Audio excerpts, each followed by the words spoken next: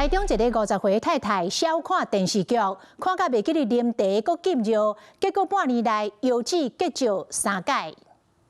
看戲出頭棒壓力，不過台中一個50歲的婦人人看戲出的時，就袂記哩啉水閣禁藥，這屆閣因為疼甲袂堪哩轉就醫，不過這竟然是半冬來第3解確診腰子結石。它幾乎就是每一個腎膽裡面，因為都有這些